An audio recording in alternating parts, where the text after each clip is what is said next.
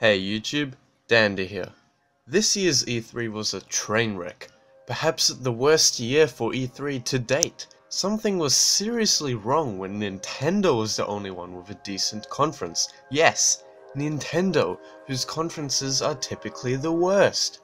Nintendo decided to completely wipe their presentation clean of pointless bullshit, whereas Sony's and Microsoft's showings were filled to the brim with their boring superficialities, Sony's in particular. Sony's conference was pretty dreadful and full of insipid crap, and Microsoft's was nigh identical to their showing last year, which I made a video about. That video is still pretty relevant, so I suggest you watch it afterwards. But yeah, this year's E3 made it clear that the industry is regressing, and I think that if you want a quality gaming experience, you'd best stick with the PC, and maybe even keep an eye open for Nintendo.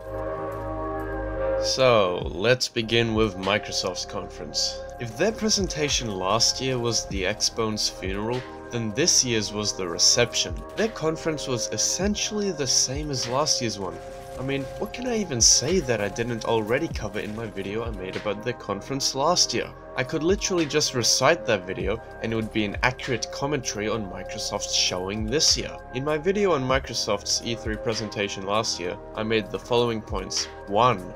Microsoft was actively killing the Xbox One, particularly by culling the exclusives, because they've lost faith in the system as a source of revenue for first-party titles. 2. Microsoft's foray into PC gaming would fail just as games for Windows Live did because Microsoft massively underestimates PC gamers. And 3. The Scorpio, or now known as the Xbox One X, I'll just call it the ZOX, XOX, would be a commercial failure because it can't compete with the notably cheaper PS4 Pro, nor can it compete with 4K gaming on the PC. Let's look at the first point. Microsoft showed 42 games at their conference, but none of them are Xbox One exclusives. And how many first-party titles did they show off? 4. Forza 7, Crackdown 3, Sea of Thieves, and Minecraft. Of these, Forza 7 is the only one that wasn't previously announced already, and Minecraft is already a released game. They just showed it running on the ZOX in 4K. Whoop-de-doo. Is anyone actually going to buy a ZOX because of 4K Minecraft? No. It was a stupid thing to show off at E3. More on exclusives, Microsoft is still using the term Xbox One and Windows 10 exclusive to pretend that the Xbox platform has exclusives. Look, I said this last year and I'm gonna say it again. It can't be an exclusive if it's available on more than one platform. Xbox One and Windows 10 exclusive is an oxymoron. Nay, that is false advertising. Anyways, the one exclusive you'd think they would show off would be a new Halo game. But we didn't get to see a new Halo game at E3. Yeah. And 343 fans have the audacity to say that 343 has been beneficial for Halo. It's painfully obvious from this that Halo 5 and Halo Wars 2 were sales disasters. I mean, for what reason other than a deficit would Microsoft not show off their killer app at E3? Oh, but Dandy, they showed off a trailer for the Flood DLC for Halo Wars 2. Firstly, that's a DLC. Something that I don't think should be shown at E3 anyways. And second, why not show a new game? If they were in touch with their fans whatsoever, they would have known to announce Halo 3 Anniversary. It's just financially stupid for them not to. H3A has more hype than Halo 6 for Christ's sake. But Halo's just been buried into so deep a hole that Microsoft is embarrassed to talk about it. No wonder Halo 5's multiplayer was released on PC for free. No wonder all future Halo games will come to the PC. No wonder every first-party title from Microsoft is coming to the PC. Microsoft's own games aren't attractive enough to their own console customers, so they've been forced to tackle the PC market. But my predictions last year came true. Microsoft's quote-unquote universal Windows platform is failing as hard as their previous games for Windows Live did. I must stress that the Universal Windows Platform, or UWP, is exclusive to Windows 10. So universal. Anyways, in terms of sales, Gears of War Ultimate Edition, meh. Gears of War 4, meh. Quantum Break, meh. Halo Wars 2, meh. Halo Wars Definitive Edition, meh. Quantum Break and the Halo Wars 1 remaster sold so poorly on the Universal Windows platform that these games were later released on Steam, with compatibility for Windows 7 and 8. So much for Windows 10, so much for the Universal Windows platform. Get fucked, Microsoft. What else? These games don't detect multiple graphics cards, you have severe optimization issues in Gears of War Ultimate Edition, Quantum Break and Forza Horizon 3, and you get no mod support. Steam is infinitely less restrictive than this. EA's Origin is infinitely less restrictive than this. Even Ubisoft's Uplay is infinitely less restrictive than this.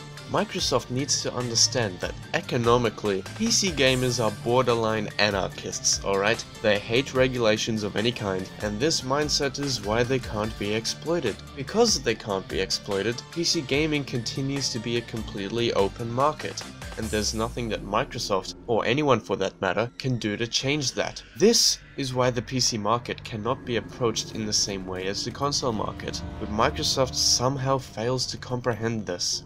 So, what about the ZOX?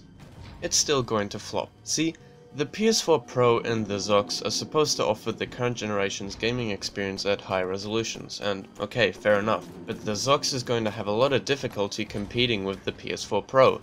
See, the PS4 Pro doesn't actually run games at 4K, well, some indie titles do, and I think Wipeout does as well, but the vast majority of titles are not running at a native 4K resolution. Similarly, ZOX games won't be running at 4K either. So what are they doing? They are using a technique called checkerboard rendering. Essentially, only half the pixels on screen are drawn initially, and they're drawn in a checkerboard pattern, then the graphics processor guesses what goes in the blank spots, as this is a lot more efficient than actually calculating all the crazy mathematical stuff going on in each square.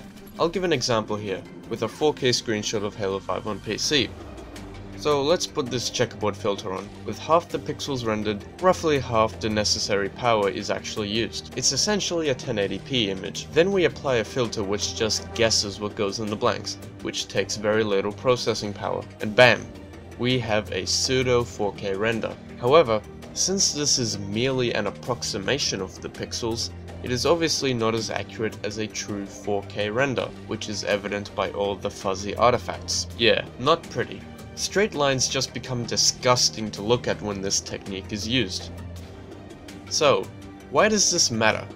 Firstly, neither Sony nor Microsoft should be advertising the new systems as 4K machines. Secondly, the whole incentive to buy a ZOX instead of a PS4 Pro in the first place was to play games at a genuine 4K resolution.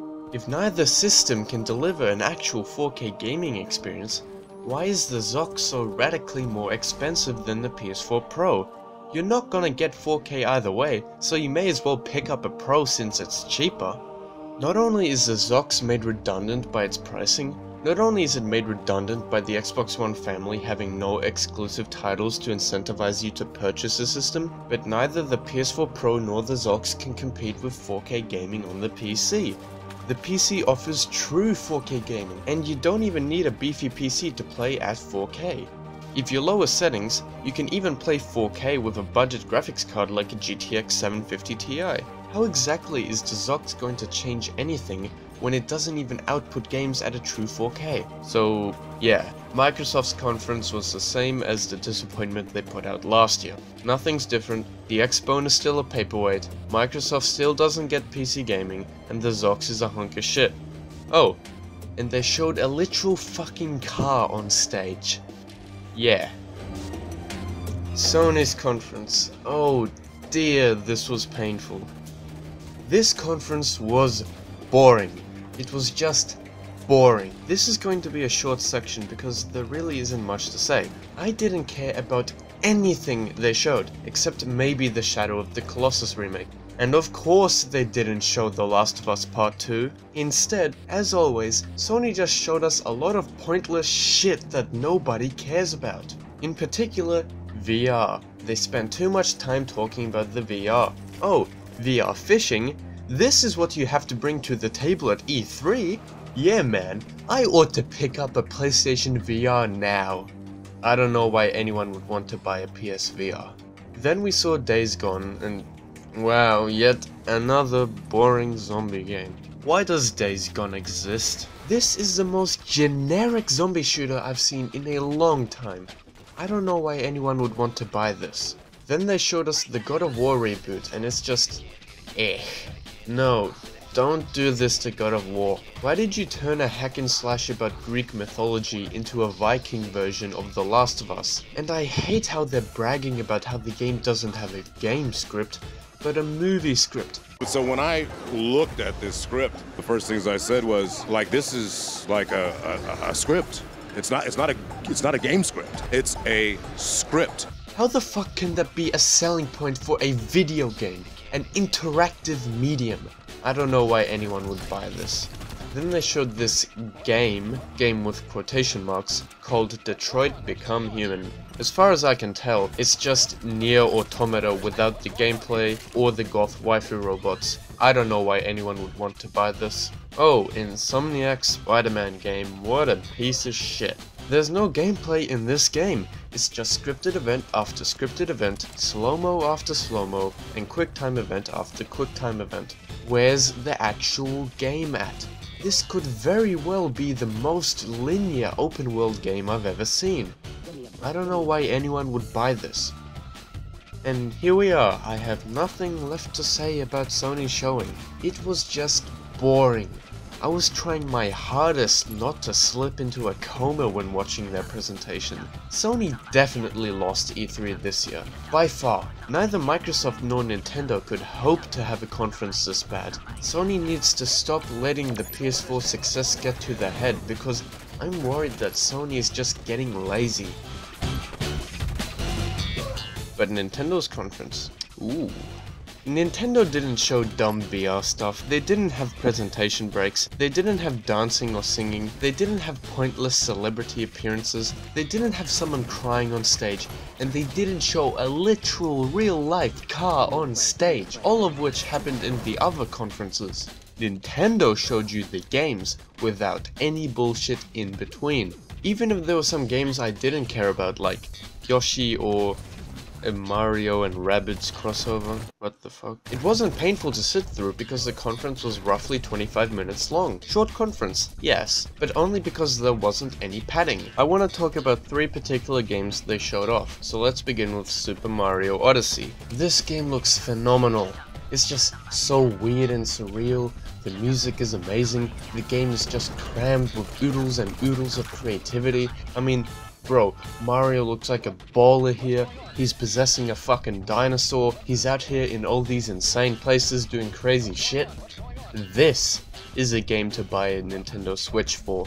But what really made this conference was the announcement of not 1, but 2 new Metroid games. The hype train is on full throttle here, alright?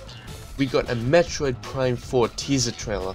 I don't even care that we didn't see gameplay of it because I welcomed the mere confirmation of a new Metroid game with open legs. It's a shame that Retro Studios isn't working on this, which begs the question, what is Retro Studios up to right now, and why didn't Retro Studios make an appearance at Nintendo's E3? Anyways, this announcement has confirmed that I will be buying a Nintendo Switch.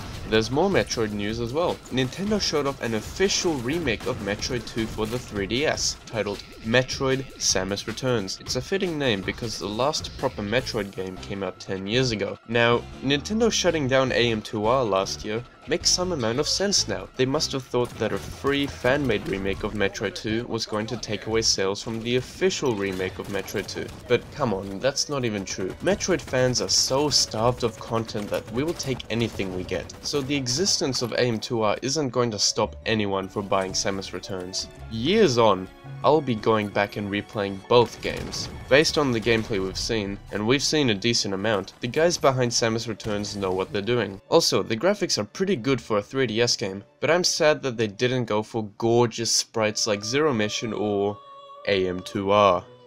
The sprite's aesthetic is going to age a lot better than 3D graphics on a 2011 handheld, and I feel like a remake should try to create the most timeless version of a product possible. Nonetheless, this is all good news and easily makes up for Metroid Other M and Federation Force. Overall, Nintendo had a good conference, and maybe even a great one. In conclusion, I think it's obvious who won E3.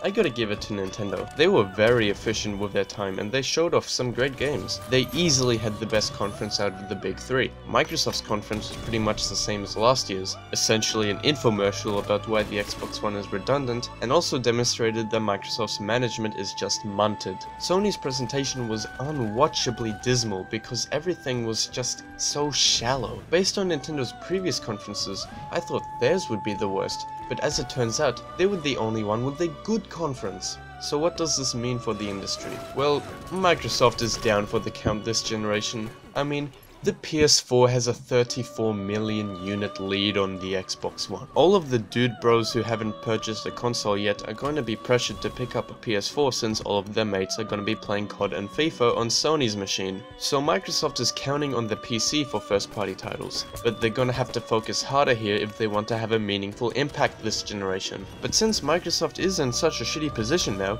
they're not going to lose anything by making a classic Halo game, which 343 fans love to say is too niche to attract a large audience. Anyways, at this point, the Nintendo Switch could outsell their Xbone. So, Sony, there is no way for Sony to not dominate this generation, especially because the PS4 has more than outsold the Xbox One twice over. They can just take a backseat and not invest any money into creating anything interesting from here on out, and based on their E3 presentation this year, that is what they're doing. I hate this because every PlayStation system before the PS4 has had a plethora of amazing exclusive titles worth purchasing the system for. The PlayStation 1 and 2 had much larger leads over their competition than the PS4 does, but Sony still wasn't lazy then. So what's going on now? No idea. But what I do know is, I've had no reason to turn on my PS4 since July of last year. Yeah. But Nintendo, boy, this is hype. If the Switch doesn't suffer from the Wii U's content droughts, then this system is sure to outsell the Xbox One, and I don't think it will suffer from such droughts. There's so many good upcoming games for this system, and the third-party support thus far is significantly better than that of the Wii U's. Nintendo's marketing of the system is pretty good as well, and more people are going to jump on board as more great titles come out. So, yeah. If you want a quality gaming experience this generation, just avoid the Xbone and PS4, unless you so desperately need to play EA Sports. This is Dandy, telling you why this year's E3 was not so dandy. Peace.